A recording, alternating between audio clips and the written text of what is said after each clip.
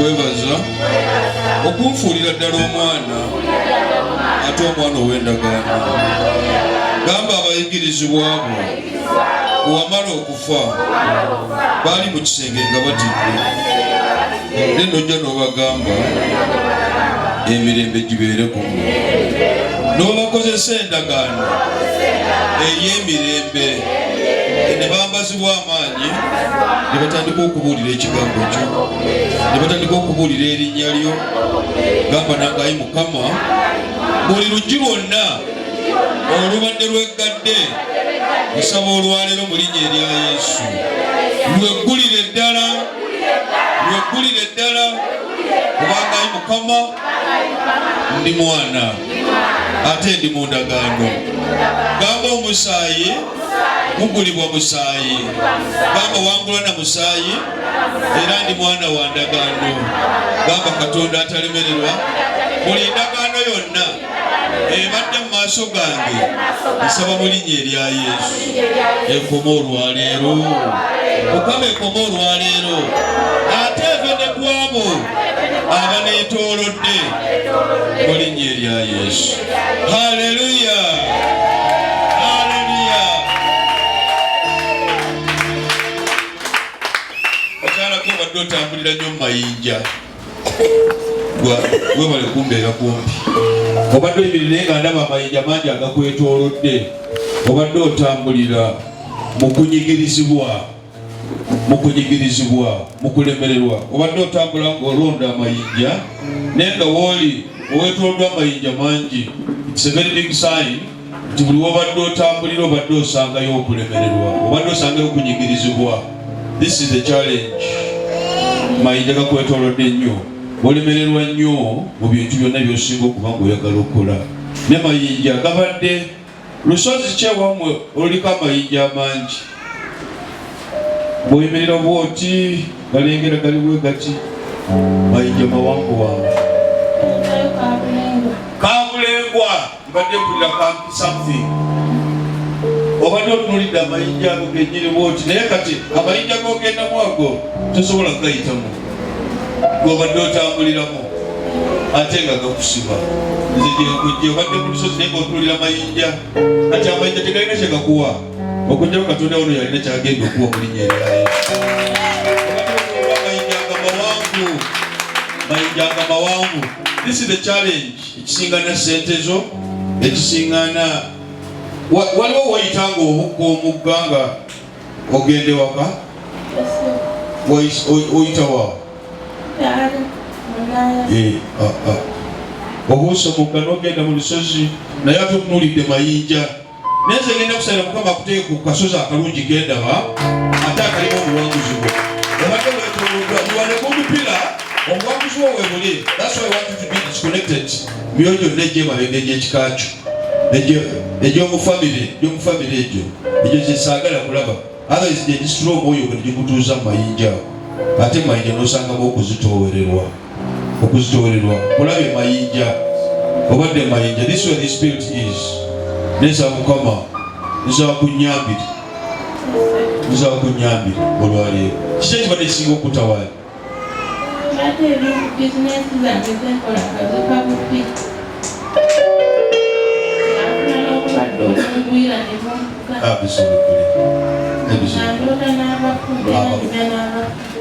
Kati ensi ebadde ensonga, kati ebyo obadde oyagala okusabira, naye ekizibu obadde oyimirira mu kulemererwa, obadde oyimirira mayinja. Kati bino byonna kibanga bw'obeera n'ebikoola ku muti naye nga wansi wali omulandira guyimirira mu mayinja, guyimirira mu kulemererwa. That's why gutambula n'abafu, ate Mukama akusaasire. By the time you are 47 years walirabye ng'obeera n'ebiviiri eby'ekigu ky'eddalu nga tukyagala kusana. That's why tusiba nviiri. Walibadde okuziza enviiri naye ng'olaba nga tezitegeerekeka. Naye this is 47. Era bw'otasaba nnyo saala, bino abaana abasaba ne basaba Mukama n'abawa ne badda mu byabo. That's what will happen. But that should be 2, that will be 4, 7. That's 4, 7. ojja kwesanga ng'omwoyo gwennyini bwe guli ate bwe gukutawaanya naye ng'ate lwaki kutawaanya mukisa ekisinga okutawaanya abaana to maintain the blessing kyekisingira ddala obukulu. That's why nateekayo this covenant service, partnership service. Mukama waliwo kye bateeka eri obulabe gwe kyoteekeddwa okujjayo teeka eri Katonda owangule. Yes, this is where the challenge has been. Ekirala kina kyempulira ekirala ekitannaba kuvaayo bululu. Kyalo kiki ne kitandikibwako ne eni na what na be na something. There is a village I need. It begins with na something. Look at that village. Waliwo saddaaka ze baakoleranga waggulu mu lusozi. It begins with NA. Akaala ako NA ne basaddakiranga nnyo mu lusozi. NA kyalo waggulu eri gye kisembera waliyo amayinja ate kiri wala kituuka nekiri mailo zigenda mu 10 plus kiri wala nekiriko N something NA n'okweyongera waggulu basaddakingirayo.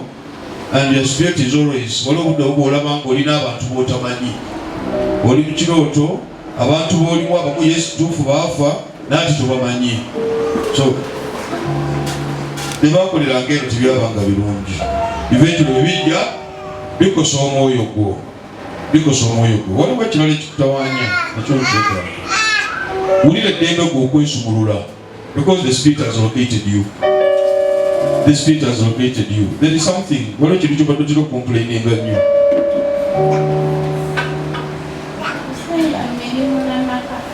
Maka lwaki ekifuba kyo kizitowa nnyo?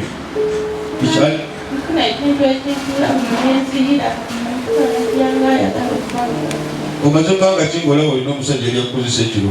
Somebody becomes like a spiritual man. Yes.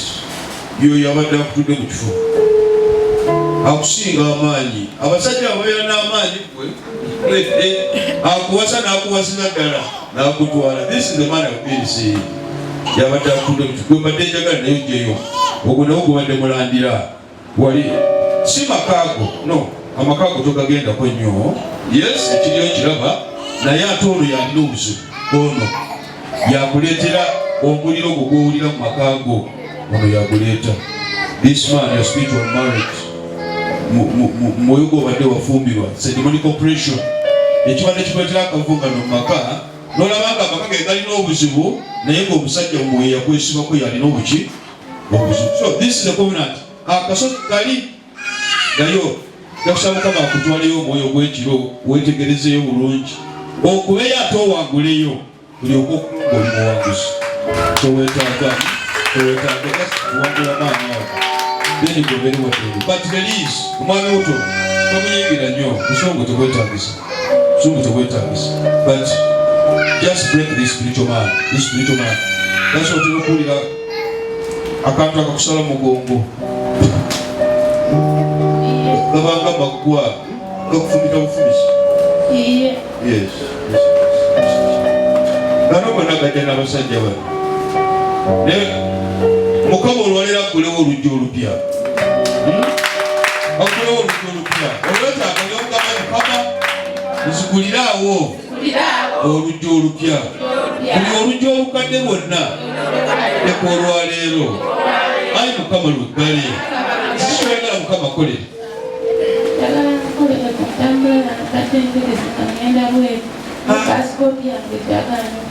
Mukama yeebala oluusi lwotagenda sooka olindeko dota.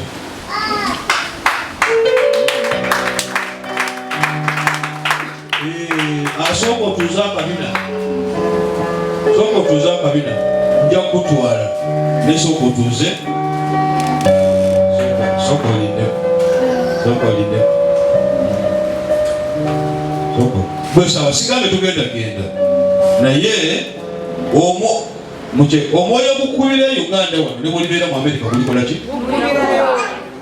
Ate kyekitawanyiza abaana abasinga nebwobagamba tebawulira oluvaayo ne bafa ne bagamba Julius atusaddaase naye nga kibatawanya kyekiriwa utawuli gundi sooka olindeko dadi njagala genda kukola ki ekizibu si kya ssente ne sipirali wange yazirese oba bamutwalidde mu nnyonyi oba bamuziisa mu kathedro yafa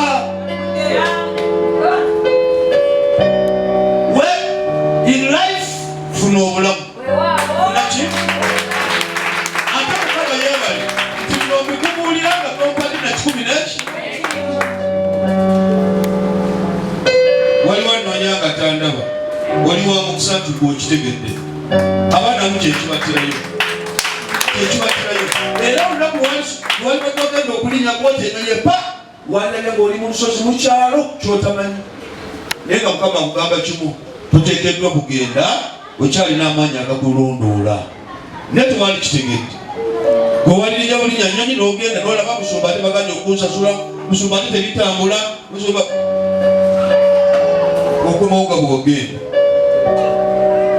naye nga ennyonyi ogiri naye kulinya ennyonyi ogifunyemungi sooka olinde tuula osabe nze ennaku zonziraba ne bwe nazikubulira kati ate ojja kubula kyekizibu ky'abaana musumba abuulira nkimanye gwesigenda kuwula ennaku zonziraba ne pasipooti yo weeri n'omwana alina omulevu mulaba agirina tegiganidde okujjako gwabadde agenda okaaba katonda akwagala he just loves you kana akawala okalekerani yamuzaala wangi obadde okasibu omadde okasibu genda okugamba ekyalina mmogi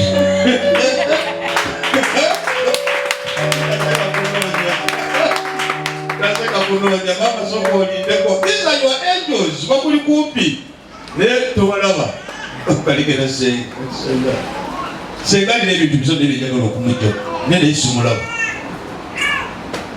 najja mundeetera ate mutubalekanga omuntu gwekugamba tumalanga baleka abaana bantu abiina leka mukama akulagirira ekituufu yubi bamulina omukisa waliwo akulagirira ekiki abamutwamironye ebituula naye bamulina abalagirira ki ekituufu ate ogenda okola esente zolaba omukisa nze kyensingira ddala okwetaba kati akaana kabadde kakukabira nze oli okaŋŋambyeko nze ngamba omuwala omulezi mbadde simanyi tera abalezi babazaala naye this is the challenge naye kati biro byonna si yensonga it's one thing mukama okujjako this spiritual marriage naga amaanyi agabadde bakutambulira mu bikaluba ate abuseeri byali kalubye nnyo musoma tereka wano batusosola lwaki tebakusosole ngaoli musibe emukozewa mwezira nawe musuwaani etekedde okusosola because your spirit is not delivered. So I'm delivering your spirit by the power of the covenant. Mukama akuyambe nyigira kola milimo gye ati that's why amaanyi agalimu okusubulwa kw'omwana tagategeera naye agalimu tulya tubuuke akola ki nokutegeera naye sitali ata nnyo omuntu amutegedde era bwategeera nti ogendagenda mu saavisi tebagenda okutegeera waki gyakulwaza obuli omusujjasujja ewaka n'ogamba naye nze bannange awatira omulimu kagufuuka omwami naye nga tokoze eki kusaale n'olyoka n'okeera n'akagoye akalungi naye nga oli musibe 10 ku kyennaaki kitandi kyayagala kukubeezaawo.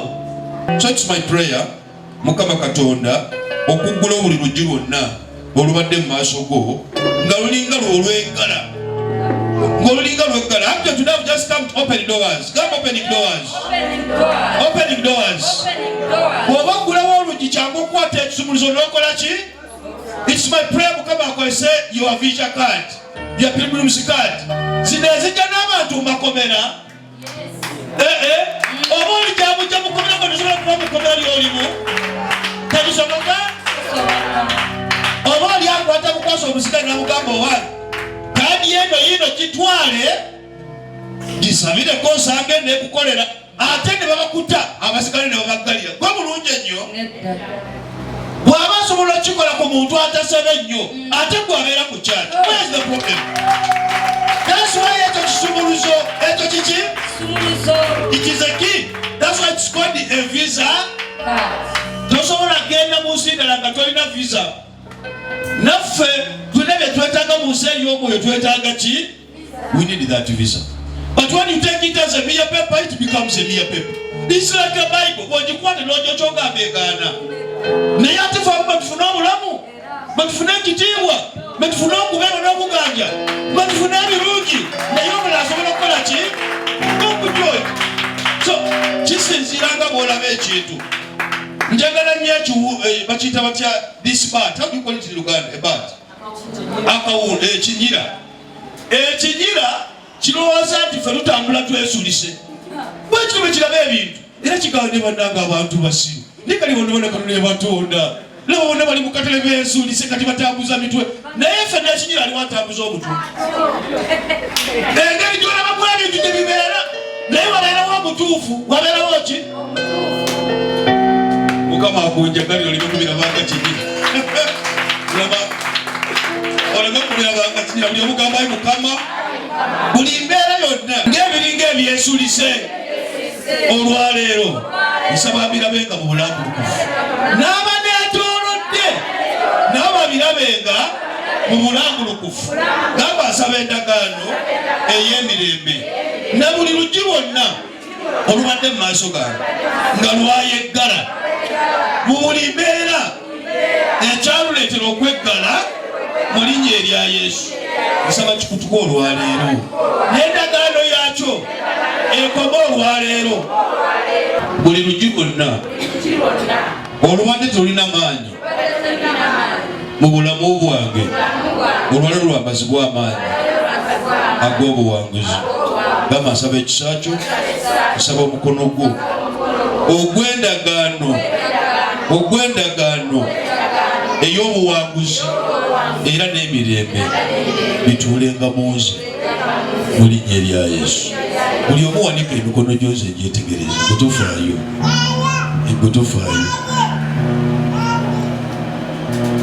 And by the way, it is a sign of surrender.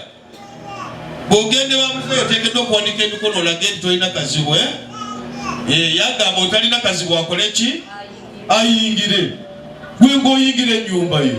Waliwo obuzibu awo? Let me tell you, Katonda gwe tusinza tamanyi muyivu n'atali muyivu. Tamanyi mugagga na mwavu. Amanyi muntu omu ategeera erinnya lye n'ekigambo kye. Gwategedde era gw'oli wa mukisa nnyo. Osinga n'amini eyafa. Oli wa mukisa nnyo kubanga okyalina obulamu kubanga byogenda okukwata binene. Byogenda okukwata biki? Ebyogenda okukwata binene. Ate kitegeddeeko obuleka. Naye akitegedde poliisi. Manya Katonda wo teyenkanika. Katonda wo mulwanyi. Katonda wo amaanyi. Katonda wo teyenkanika. Bw'atandika omulimo mu muntu amwewadde agumaliriza. Akola ki? Era beena essaala yange abaana bamutegedde balemenga kumenyeka. Mukama abeeko omuntu gw'ateeka ebweru ng'alwanirira. Abeeko omuntu gw'ateeka ye ng'alowooza akola nnyo naye ng'aleeta waani. Abayi Mukama nsabayo malayika. Ebweru eyo etawaana ku lwange. Are you worthy? You are worthy to be glorified. You are worthy, Jehovah. You are worthy to be glorified. You are worthy. You are worthy. You are worthy to be glorified. You are worthy, Jehovah. You are worthy to be glorified. You are worthy. You are worthy, Lord. You are worthy to be glorified. You are worthy, Jehovah. You are worthy to be glorified. You are worthy to be glorified. You are worthy to be glorified. You are worthy, Jehovah. You are worthy to be glorified.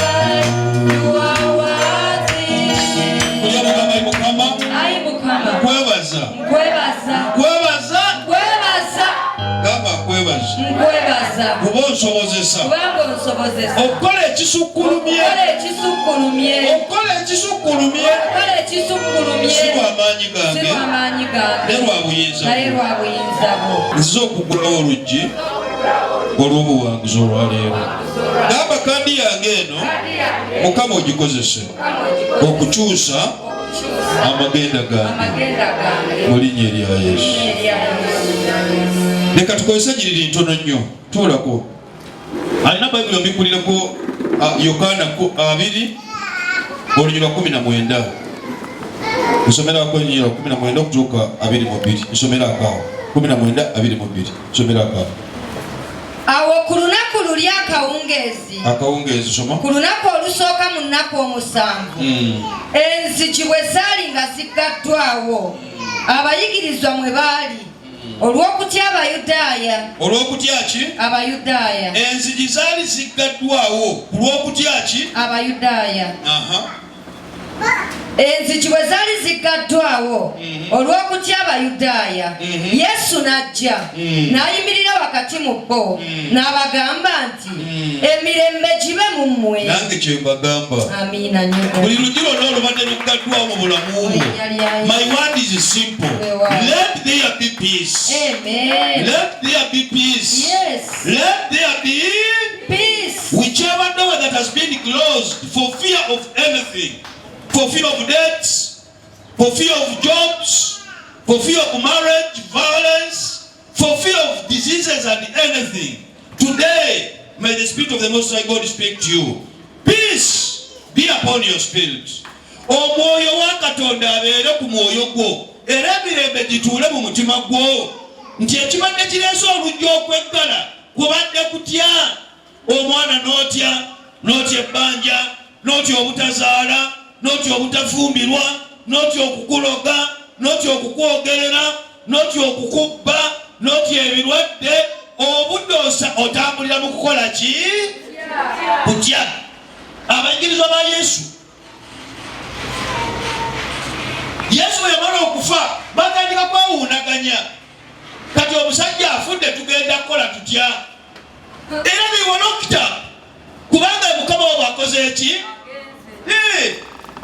Taliiwo afudde ate babulamu bungi nga bamukuba ku musaalaba. So they were possessed by fear. Remember, fear is a person. Fear is a spirit and a person. This is a spirit. It's a demon. Kuba mwoyo. So they were possessed by that spirit of fear. Bayambazibwa omwoyo w'okutya.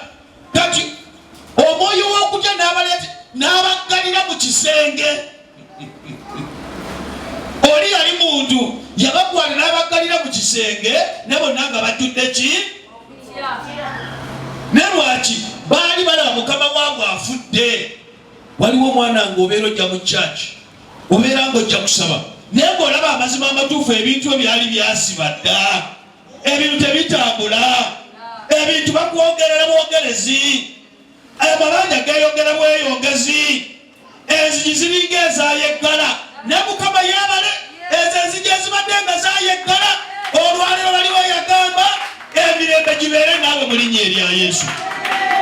Yajja gye bali n'abagamba ate soma olunyiriri olwo yagamba atya? Awo bwe yamala okwogera bw'atyo n'abagamba nti emirembe gibe mu mmwe. Emirembe gibeere ku mmwe. Emirembe gibabeereko. Amiina. Olabanga bw'abambaza omuntu omulala, bano baali bambaziddwa kutya, ye n'abambaza omwoyo ow'emirembe. God loves you to have peace. Abaana abasinga let me tell you, ekibaganda okukuŋŋaana tebalina mirembe. Era gamba akuliraani, gamba abantu abasinga ekibaganda okukuŋŋaana, they are peaceless, tebalina mirembe. Naye ate ne bwasigalayo ewaka ate n'emirembe tagifuna, kubanga ewaka ne ku mulimu gyabuliriddwa emirembe, kubanga bawa amukubidde waka. Bakasomasi bamubidde ku mulimu. Olaba gyasigadde kati agyafunira emirembe. Let me tell you, in life you die a little. In life you die a little. You die a little. And meaning weesolombolamu. eriyo abadde waka mugugulikanye muyombye mukobaganye ku mulimu bikusobedde n'ogamba ku lwokutano wali okovera service bannange neetuuka ddi eneetuuka ddi mbe yawuleko ogenda kuddayo ng'oyambadde amaanyi bw'abadde ekizikisa ng'oyambadde ekitangaala baali bakuleetedde omukazi wo nga bamukubye meekaapu nga wamanyira mu bibala be ne bamuteeka mu kadaali bayinza okugamba londamu owo naakubula nze kyobula bintu ebyo sibyagala ebintu byokwetintinga ennyo oyinza okubula nze laba omusajja nga tali mukatoliki yabulwa mukyala we bawala bali babiri nga bafaanagana nakato ne babiri ne bajja ono nga emetroni wa munne ate ekibiri bambala byebimu bwe bakyusa bayambala byebimu omusajja balimba bino genda omunoonye yatudde genda omunoonye yagwa ku metroni endulu walaalala abantu abasinga babeera possessed by fear negwe omuntu bw'osooka ne weeyawulamu n'ovaayo tasolaba abantu abasinga bagenda ku nsozi bagenda ku ki olusozi luba lwakweyawula naye kati nze kyensaba mukama olwo olusozi ndujja ne nduleeta ewange buli ajja ewange yeyawule luno olusozi seeteeka kusindika ku lusozi kubanga manyi mukama kyayogera ku lusozi nze lusozi kati lusozi njagalayo ki the other is nature but I'm praising the God of nature. I don't need to go to the mountain because I have the God of nature.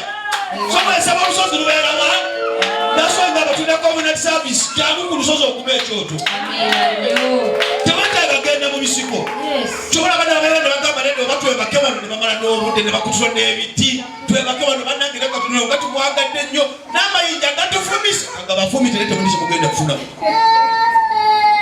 kubanga n'olusozi lwomugenzeeko ne mulutegeere katonda ayagala weeyawule okole ki abasajja baali mu kasenge nga beggaliddemu nga batidde abayudaaya kyangu nnyo okubanga obadde ng'oli caught up somewhere but what are you fearing? You are fearing some rent, you have a debt for your landlord, you have some disease, you have some weakness, you have some challenge. Waliwo embeera gy'obadde oyitamu. It's violence at home, it's joblessness. Favor omwami yakwagalako kino kati alaba kiri tebikyakwatagana ogenda kulaba you are neglected, you are left there. Kati weeyawudde abayigiriza ba Yesu baali batya Abayudaaya, the Jewish religion ye yaliwo Yesu gye yamenya. Kati abayigiriza ba Yesu baali batya Abayudaaya ti Abayudaaya banaategeera bagenda kututumikira mu nnyumba muno bagenda kutwoki. That's why bagenda mu kasenge kati they were revising the way forward. Kati tukoze tutya olaba kyabatwalayo ate n'ekirala kubanga Yesu baali bakyali naye tebafaayo okwambasibwa omwoyo wa Yesu. Babeeranga ne Yesu naye nga tebategeera gwe bali naye. Kyekyabaleetera okutya abayigiriza ba Yesu ekyabaleetera okutya mwoyo wa Katonda yali tanaba kubambala. Because he who is possessed by the Spirit of God is not possessed by fear. Fear disappears because of the too much love. Yes. Nti omuntu ayambala akakuufu ke n'ayambala akakomo ke n'agenda mu kkubo ng'agamba Mukama, good morning Holy Spirit, enable me to bear the fruits of your Spirit in Jesus' name. Tafaayo nti oba oli anaayogera ki. He is no longer possessed by fear. Ate Katonda kyayagala. That's how God sees you. The moment you become stupid among the wise, you become wise for God. Buli lwofuuka musiru ku lwa Katonda oba ofuuse mugezi mu nsi yonna, oba ofuuse mugezi. Katonda kyayagala. That's why Mukama tukozesa ebintu ebitali bya bulijjo. Oli kyakukugira nga muno omusajja oyo muyivu lwaki akola kino singa wansomesa. Katonda yeyansomesa ate naŋŋamba akole ekiki. Ate baba kikoze ngo togenda gwogenda kunkyawa kubanga siteekeddwa okola kinyumira gwe nteekeddwa okola kinyumira ani? Because it is he who approves. Yeye kati abayigiriza ba Yesu bali bambazibwa okutya, because the love they had for their God was still minimal. That's why Yesu we are realizing, oh, mukisenge waggulu eyo bwe bayimba bwe bati mwoyo mutukuvu naye bwe yasuubiza. Bwe baali eyo nga bakyeggalidde mu kasenge nga batya, Yesu yajja muzinga musagwa. Peace be with you. Nabambazibwa amaanyi. Bannange oli yabagamba emirembe gibeere ku mmwe, enzigi zikola ki? Mukama akugulira oluggi lw'ensimbi, Mukama akugulira oluggi lw'amaka, Mukama akugulira oluggi lw'emirimu, Mukama akugulira oluggi lw'okuganja, Mukama akugulira oluggi lw'ekisa, Mukama akugulira oluggi lw'amawanga, Mukama akugulira oluggi lw'emirimu, Mukama akugulira oluggi lw'okukola, Mukama akugulira oluggi lw'empetaayo, Mukama akugulira oluggi lw'obulamu, Mukama akugulira oluggi lw'okumaliriza, Mukama akugulira oluggi lw'ennyumba yo, Mukama akugulira oluggi lw'ekitiibwa, Mukama akugulira oluggi lw'okusonyiwa, Mukama akugulira oluggi lw'okwagalibwa, Mukama akugulira enzigi ez'obuwanguzi mu linnya erya Yesu. Mukama yabambulako. Ayaya.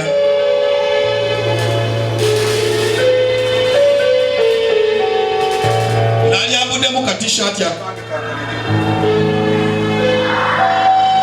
Yesu bwe yafa bayambazibwa omwoyo w'okutya. Yono omwoyo waki? Yali muntu, the spirit of fear. Gwe baali balina bali mu kasenge bagamba tunaamalako tutya Mukama waffe nga taliiwo. Olaba omwoyo gwe bambadde? Yesu wendera bagamba mwayambadde dde omwoyo w'okutya, mwali temunnaba kuntegeera. Kati nze nzuuno nvuddeyo emagombe nga bwe nagamba, peace be with you. N'abambulako omwoyo gw'okutya, n'abambaza omwoyo ow'emirembe. Mukama akumpeera emirembe mu ndowoozayo, Mukama akumpeera emirembe mu makaago, Mukama akumpeera emirembe mu makubo go, Mukama akumpeera eddembe mu sadde lyo. By'ozadde balabenga bw'omukisa, b'obeera nabo balabenga omukisa gwo, ebikwetolodde birabe omukisa, by'oyitamu bibeere n'omukisa, ekikusekerera otandika okisekerera, ekibadde kikuyiganya otandika okukiyigganya, by'osoma obitegeerenga. Omwoyo w'amagezi akunyambalire, omwoyo w'okumaliriza akunyambalire, omwoyo w'ekisa akunyambalire, omwoyo w'okuganja akunyambalire, omwoyo w'okumaliriza ayambale, omwoyo w'okwagala omwambale, omwoyo w'emirembe omwambale, omwoyo w'ekitiibwa omwambale, omwoyo w'abaana abalungi omwambale, omwoyo w'empetaayo omwambale, omwoyo w'ekitiibwa omwambale, omwoyo w'okumaliriza omwambale. Buli kyokwatako Mukama akusobozese oyambale ebibala by'omwoyo. Leka abali okumpi naawe balabe nti Katonda wo abooluganda ye Katonda ddala mu linnya erya Yesu. I pray for you.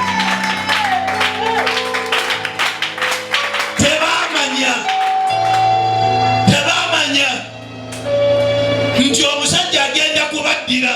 Tebamanya. They were filled with fear. Kyagwa kubanga olyawo ng'oweebuuza ekyogenda kulya ki? Bannange abaana bagenda kuddayo ku ssomero, nze nga sinnafuna ssente, ate bansekerera. Nkubireko kabaseke, si be babakuzaalira. Buli Mukama gwe yakuwa, yamukuwa mwa nsonga. Yamukuwa lwaki? Omwana wuyo ali ku yunivasite, mubuuze emabega lwaki yali tasoma? Lwaki yamala kujja mu maaso gange ate n'agala n'asoma diguli ennungi era ali ku yunivasite akola diguli? Lwaki yagibulira wano? Emabega yali yagwa eddalu, yajjako ono ng'agudde eddalu. Oba omulaba yali mukadde nnyo nga tasobola kusoma, oba muto nnyo. Era omala kujja wa Julius amakubo ne gaggula. Wangi.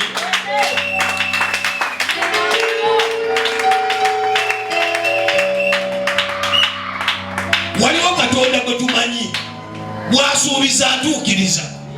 Weetaaga bwetaasi mugondera. Waliwo ayambadde okutya, ekirwadde kino bannange nga kinnemeddeko kakikulemereko. God is using it tomorrow to testify nti abadde Katonda. Kakikulemereko kubanga enkeera agenda kukijjawo mwennyini ate bakujulire. Let me tell you, Katonda ono alina engeri gy'akolamu ebintu bye. Kyangu okukola nga Yobu n'akuggyako buli kyabugaga kubanga oyagala ani. Naye nga kyayagala kiri kimu, tagenda kukuwa double portion of his anointing nga tamaze kusaanyawo bino byonna. Nga kyayagala ng'ayagala bino byonna bisooke bigende, ate bwe babigenda abantu bonna babiraba. Olaba asaba nnyo n'omwami yamuleseewo, olaba asaba nnyo ne mu nnyumba bamugobyewo, olaba asaba nnyo n'ekyokulya takirina, olaba asaba nnyo abeera atusabiriza. Kati yu Katonda kigwasaba atasobola musasulira baana. Aga Katonda muggulu, tali muntu akunamira Katonda wange aliswazibwa mu linnya eryesu taliyo. Okujjako ebyo byennyini bye boogala bagende bennyini bikozesa nga bakuweera bujulizi. Mukama kazimba obujulizi, Mukama kazimba obujulizi. Wulira, twamulaba ng'ali ku musalaba nga bamukuba, twamulaba bamuwangulira n'amalusu, twamulaba bamuteekako n'engule, twamulaba Yesu eyeeyita Katonda bamwambula namu. Twakola ki? Naye omanye ekibadde mu Galiraaya omusajja yazuukidde, twamusanze eri ng'abulira n'enjiri.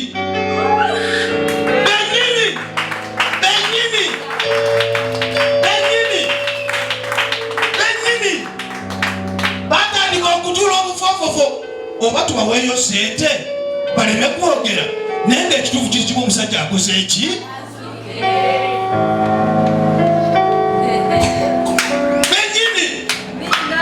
Eriyo abagenda okutuula obufofofo ng'ozitoye. Iraba okufa tekwa kwinga ne mutana asigalanga ye Mukama.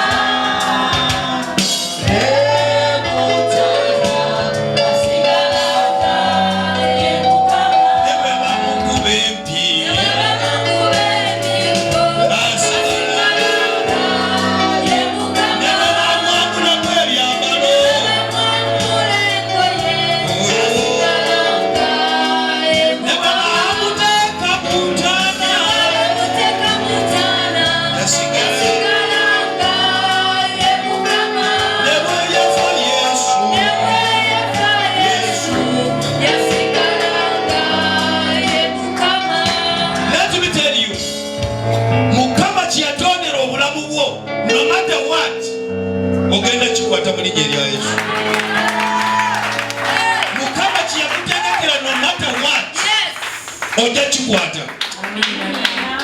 Ate olina kigenda okwewuunyisa, kino kyekitera okutawanya abaana. Bennyini abakulabye ng'okaaba, bennyini bagenda okukujulira. Kati abatakulabye bagenda kuyita mufere. Gamba abatakulabye bagenda kuyita mulogo, era olina amayembe ate era oli mufere, tebagenda okwogera. Naye abakulabye, gamba abakulabye bagenda kujulira.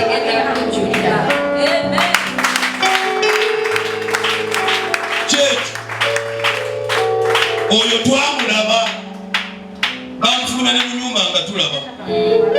Nze naliwo n'ebintu bye ne babibba, ate n'abaana abalina. Ne Mukama ono taswaza, laba byamuwadde. Kati abatakulaba, if you cannot appreciate poverty, you can never appreciate wealth. Omuntu atabadde mwavu tasobola kukuuma bugagga. Omuntu atakyayiddwa tasobola kukuuma mukwano. omuntu atalumiddwako musota tasobola kudduka munya wangi. Know your position before God. Omuntu atayise mu kubonaabona, sorrow can never appreciate freedom.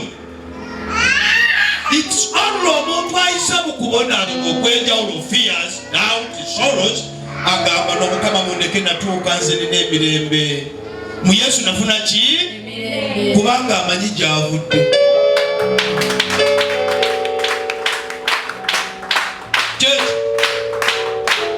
Omuntu atatutte kadde n'agamba kangende ku kyaki mansabire nfune omulimu, ne bwagufunira waagujaajamya kubanga gumugwiriddeko.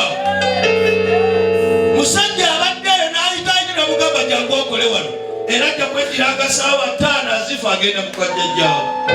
Naye omuntu amaze akadde n'asiga n'ensigo ye n'abeera ku kyaki n'agaamusoga emirimu egyange ani yagisiba ne bamuwa gwa mitwalo egi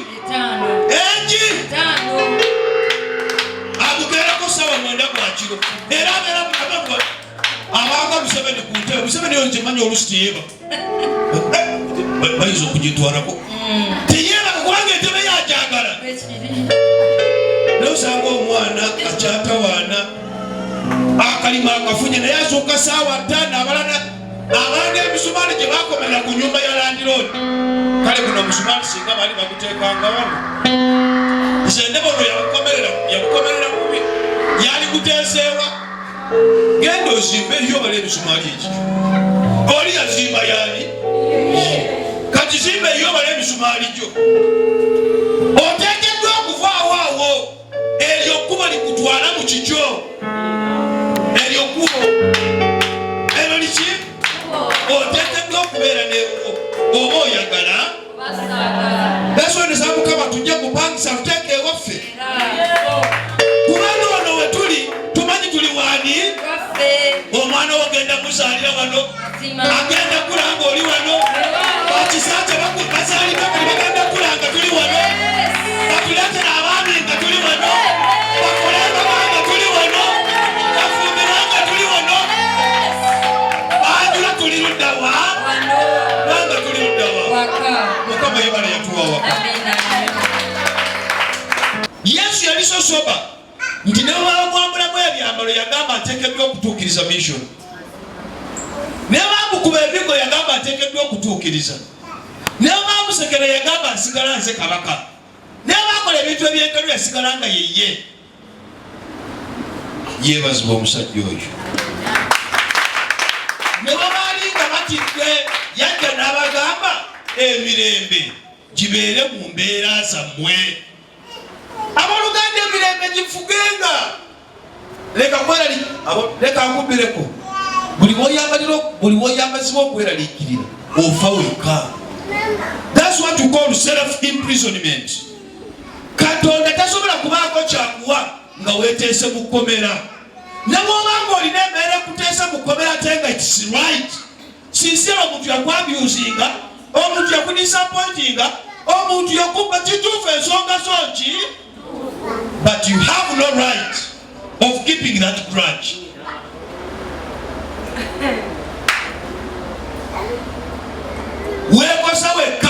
Remember, you cannot attract anything from the throne of mercy.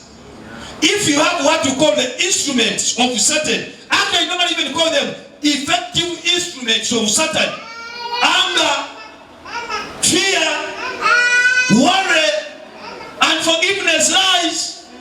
All of these are effective instruments of these are the instruments that disconnect man from the will of God. Because the moment you are dressed by fear, God cannot speak to you. Cannot.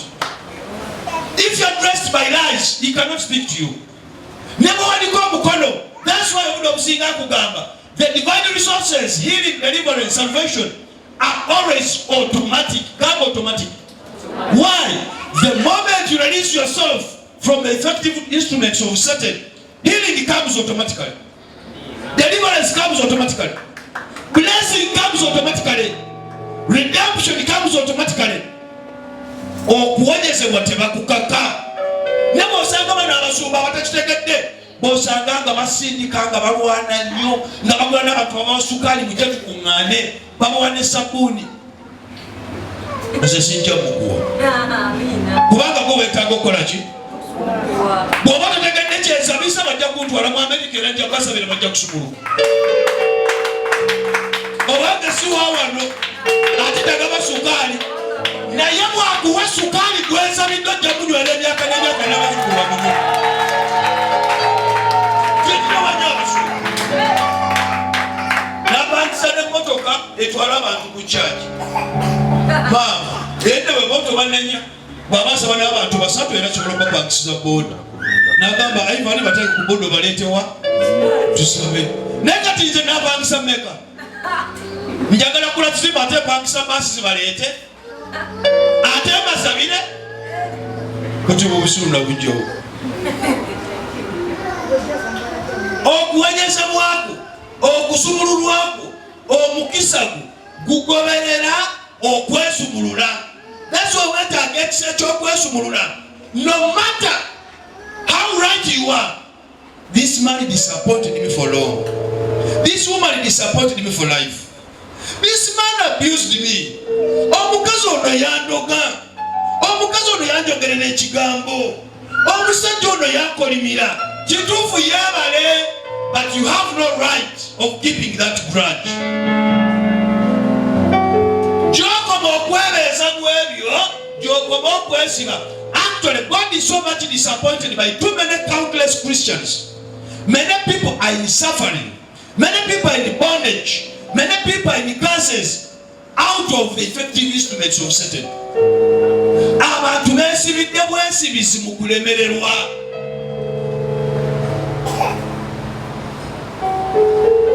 Omuntu n'asibira munne bwe n'amugamba gwe saagala nakuddamu kuteeka poliisi. And how I wish to see. Never to sing ane magombeze ediddukayo olagewo. Ne walibeera mu gguluze endikomawo olagewo. Ne olaba obusungu obwentaniddeawo. Ne n'atuuka n'agamba haleluya oza kabulengana haleluya. Haleluya teriiyo. Naye yongera kukusiba busibi. Ate obaga Mukama yongera okusiba. Yongera okusiba. Kubanga byosaba tobitegedde. If you have not released yourself, deliverance cannot come to you. Kakubuulira kyewunyisa ne bw'oba osaba ssente tosobola zifuna. Ne bw'oba olina ddiini ya ssente tosobola kukola ki? Kubanga omwoyo gw'oyambadde si gwe guleeta ssente. Bw'oba oyagala zijje ng'oyambadde ebyokulwanyisa ebya sitaani, genda osaddaake, genda otte, ne tosaba. Kiri kijja kukubbira eza sitaani ate zimalirize nga zikusse. Ne bw'oba osaba eza Mukama. Forgiveness is a principle. Forgiveness is a key. Love is a key. Peace, joy, meekness, kindness, patience are fruits. Ezo zezisika. That's why omwana yagamba wange byansi byakuleka oyo tumusonyiwe. You have released. Ogenda kulaba ebya Mukama nga biyingirawo. That's why Yesu yajja teyagamba nadda mugende munywa amata mukkute. Ne yagamba emirembe gibeere. Ate wulira n'ayongerako n'ekigambo kino 22 sooka osome muwulire. 22 n'agamba bwe yamala okwogera ekyo n'abasiza omukka. N'abasiza ki? Omukka. N'abagamba nti mutoole omwoyo omutukuvu. Ate n'abagamba ati 27 olusembayo bwe munajjangako ebibi bonna baggyibwako. Bwe munaasibiranga ebibi bonna basibirwa. I ask, why do you want to be released when you have not released? And yet in our Father tugamba otusonyiwe ebibi byaffe nga ffe.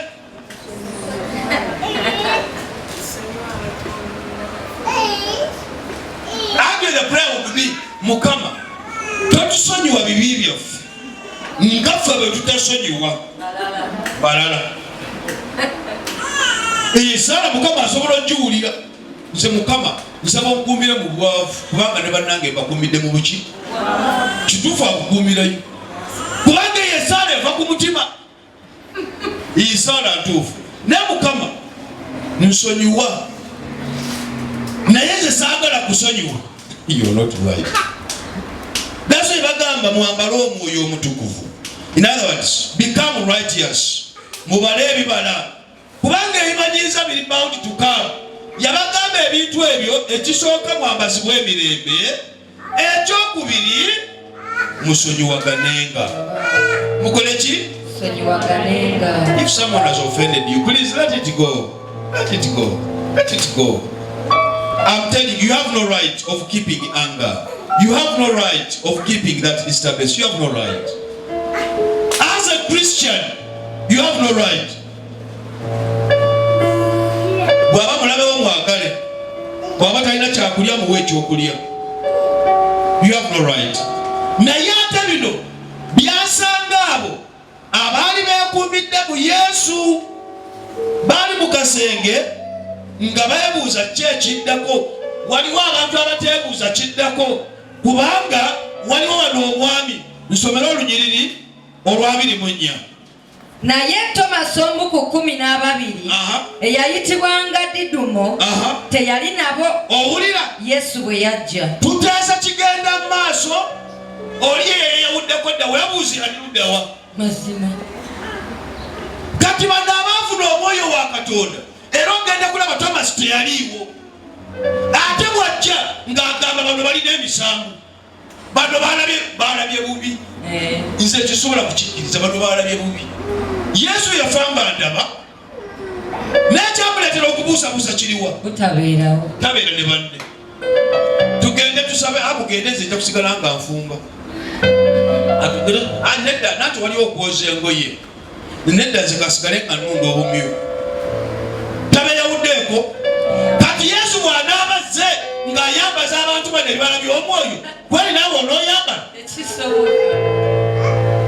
Kati olaba obadde ne bakugamba nti obange Yesu yazze yatukyalidde, olaba by'ogenda okwogera. Soma olunyiriri luno olw'abansi. Awo abayigirizwa abalala ne bamubuulira nti tulabye Mukama waffe. Naye n'abagamba nti bwe siriraba ku bibatu by'enkovu ez'enninga n'enzisa olunwe lwange ku nkovu ez'enninga n'ensonseka n'omukono gwange mu mbiriizi ze sirikkiriza n'akatono. Naye kambuuze, if Thomas was with other disciples, yalibuuziza ebibuuzo bino? Omuganda we yagambira agali awamu yabeetooloola ate neyetukiddemu olutanya matabangufu. Yabeeyawulako teyagala kumanya. Abasajja bano ababiri baali kyambika eri Yesu. Thomas ne Yuda baali tebategeerekeka.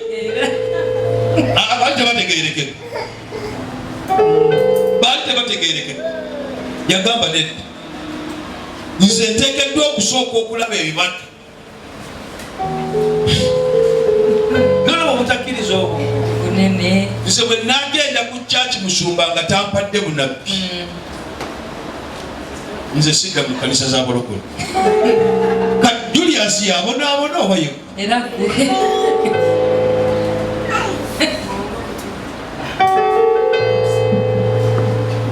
ekintu kiri kimu. Omwoyo gwo bwe gukkiriza ne gubeera exposed, nze ate kinyamba okulaba amangu. Kinyamba okukola ki? Ne buli lwogenda nange lekangende ate leka ne positioninge leero luwange. Yesu lulwo, but let the spirit out. The spirit of God. The spirit of God will locate that spirit either with the word or with the prophecy. Tekujja kuddayo nga tekukwatiddwa. I know the spirit of God locates a free spirit. When you release the spirit is released. Bwe sikwata mu bibatu sigenda kukkiriza. Naye 26 wulira ekyali era. Enzigi zabeeranga nzigale. soma olunyira 26. Oluvannyuma nga wayiseewo ennaku 8 ate abayigirizwa be baali munda ne Tomasi ng'ali nabo. Awo Tomasi ayagala akakase ddala Yesu alabika naye yagamba sikyavaawo. Kristo atandise okuyiga. Soma olunyirira owulire. Yesu n'ajja enzigi nga ziggaddwawo n'ayimirira wakati mu bo n'abagamba nti emirembe gibe mu mmwe. Awo n'agamba Tomasi nti leeta wano olunwe lwo. Mubone yagamba ani? Tomasi. Kubanga Tomasi yali abuusabuusa kati Tomasi spirit.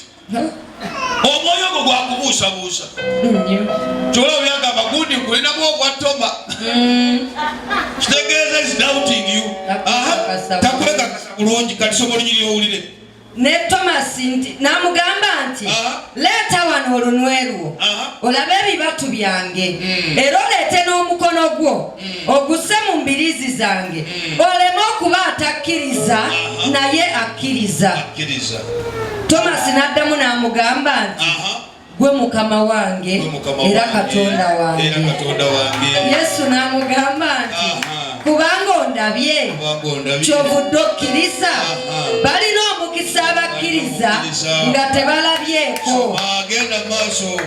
Waliwo obubonero obulala bungi Yesu bwe yakolera mu maaso g'abayigirizwa obutawandiikibwa mu kitabo kino, naye buno bwawandiikibwa mulyoke mukkirize nti Yesu Kristo mwana wa Katonda era bwe mukkiriza mube n'obulamu mu linnya lye. Bino kibiva biwandiikibwa nti bwe tubisoma ababiwulira bakole ki? Ate kisinga okunyumira tagamba nti obakako okukkiriza. That's why Julius does not force faith, because faith is natural. Faith is a spiritual force. Naye ate si buli muntu nti abeera na sente wangi. Sente zikwatibwa abo abalina omukwano gwazo. Kati okukkiriza kukwatibwa abo abalina okukwata ebya Katonda wangi. Faith is possessed by those who believe God to give them, because God fulfills his promises through those who believe in the power of his name. Because faith is the heavenly currency. Faith is the money in the spirit that attracts that which is invisible. So faith is not to any man. Faith is a gift to only those who have been chosen and called to share in the glory of God the Father. Faith is a choice. Faith is a gift. Faith is a reward. Faith is an invisible power that attracts that which is unseen. Faith is money. Faith is money that buys that which is invisible. Buli kyolaba eki okuwonyezebwa mugamba muno healing, deliverance, salvation, blessing about by faith. Ani akansifunulira mu Luganda yangu yako okuwonyezebwa. Kati kangambe healing, okuwonyezebwa, deliverance, okusumululwa, blessing, omukisa, salvation, n'obulokozi, restoration, n'okuddibwa obujja are about byonna bigulibwa by faith. kukkiriza. Therefore faith kati is okukkiriza the baseline, is the foundation gwe musingi of your deliverance. ogw'okusumululwa. Therefore you need faith. kati weetaaga okukkiriza. Tewetaaga kusumululwa, tewetaaga kuwonyezebwa. Nange enjiri eno weetaaga kukkiriza. Kati mugambe kafunule bulungi, ddamu okafunula teyimirira. Nze nyimiridde ate gwe otudde nekale kankuleke tuula. Kati nakono kanziriremu bulungi. Tuula ojja kafunula ng'okakkanye bulungi. Kati nakano kanziriremu. Mugambe in your prayer, musaalayo, God answers your faith. He does not your prayer. He does not answer your prayer, but he answers the faith in your prayer. So how much is your faith when you're praying? That's what God sees in your prayer, and he manifests because of faith in your prayer. Therefore have faith, because faith connects you to the power that makes you overcome. In Jesus' name. Hallelujah. Let me tell you, mukutyo gundi Yesu wayajja n'alaba okukkiriza kwe baalina, though they had fear, but they were loving God. So n'abagamba nedda emirembe gibeere ku mmwe. In other words, mu buli mbeera yonna gy'obeera Mukama ayagala obeere naki? Emirembe. Mukama bampeera emirembe mu linnya erya Yesu. Oli ne bwagaggawala nga talina mirembe, that's not a blessing. Gamba akulirani, even when you become rich minus peace, that's no blessing. A blessing without peace is no blessing.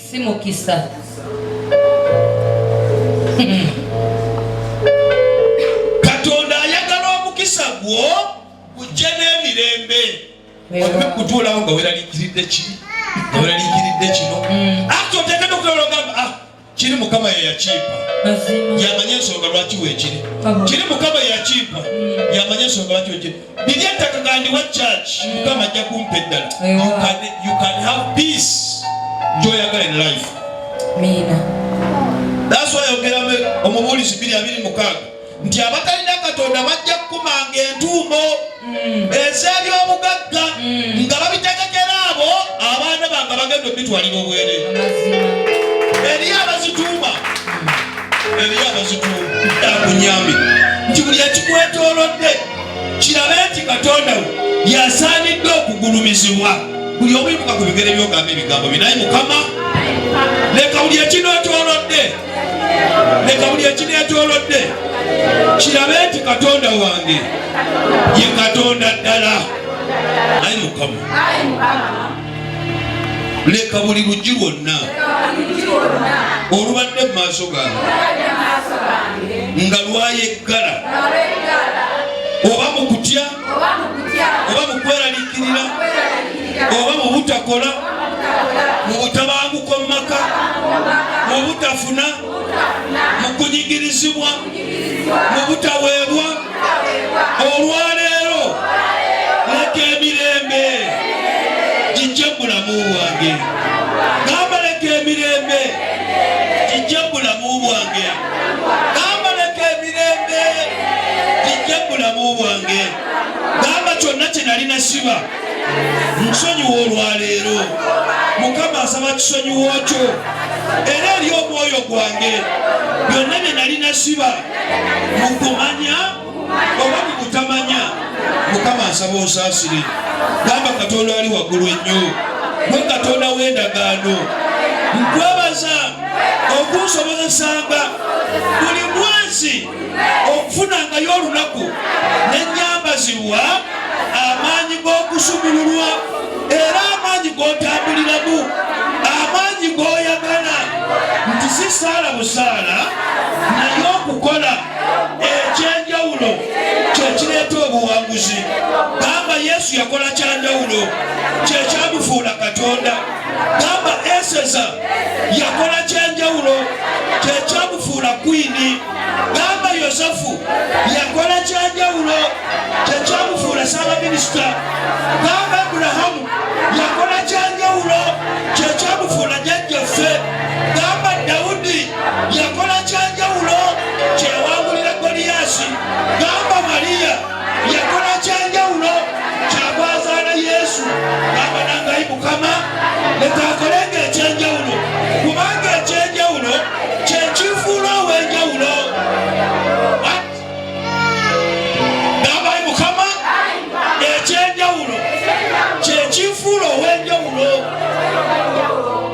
waliwo akitegedde gamba olunaku lwenkuwa olunaku lwenkuwa nga lwandagaano wagamba abaana ba Isirayiri mugende mubeere baana bange nja kubeeranga Katonda wammwe ekyo n'okituukiriza oli Katonda w'ebisuubizo ate ky'osuubiza kituukirira gamba nange olwaleero nzize ne kaadi yange eno nga bwagamba Nuuwa ojja kuteerangawo omusoke ng'akabonero buli mwonookalabanga ng'ojjukira endagaano y'obugagga gy'okoze ne Nuuwa nangayi Mukama nzize ne kaadi yange eno ebeere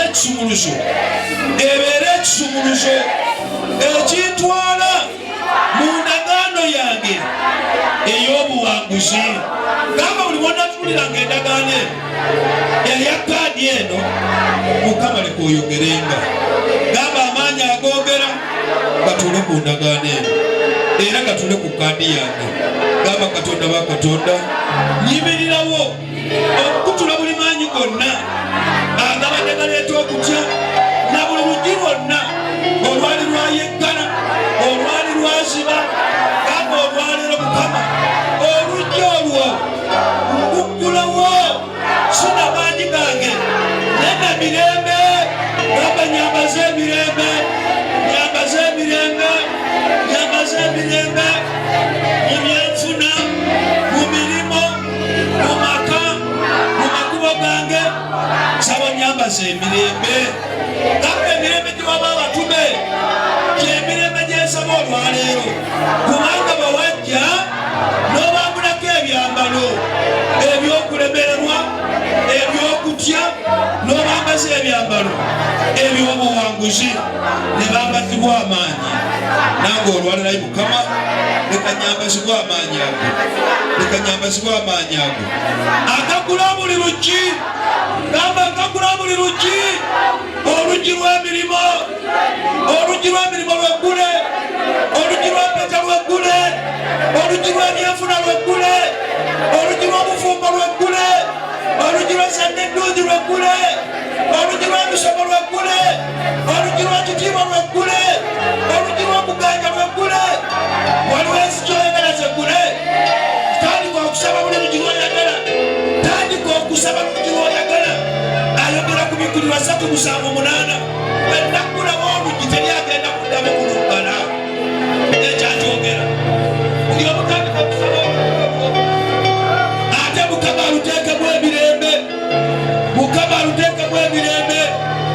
buli okusaba oluggi olwo saba oluggi lwoyagala lweggule kubanga oli mwana ate toli mwana ekigambo kya Katonda kigamba olina musika era oweereddwa obuyinza omuyita Katonda kikaffe aba kubanga oli mwana. You are a son, you are a child in the house. Ask for whichever you want, because it says in John 15:7, when you are in me and I am in you, ask for whichever you want and it shall be given unto you. Buli omu ojja kubalanga ebibala kubanga oli muye. Buli omusaba abooluganda teweetaaga Julius, no, weetaaga okuwulira kyekugamba. You need that voice. When you hear that voice sets you free. Abooluganda saba oluggi olw'oggudde mu makaago, saba oluggi olw'oggudde mu bulamu bwo, saba oluggi olw'oggudde mu baana bo, saba oluggi olw'oggudde mu mirimu gyo, saba oluggi olw'oggudde mu nsimbi zo, saba oluggi olw'oggudde mu byenfuna, saba oluggi olw'oggudde mu byepulaani zo, saba oluggi olw'oggudde buli omusaba buli manyi agatambulira mu bbanga nga sibirayo mu linnya erya Yesu.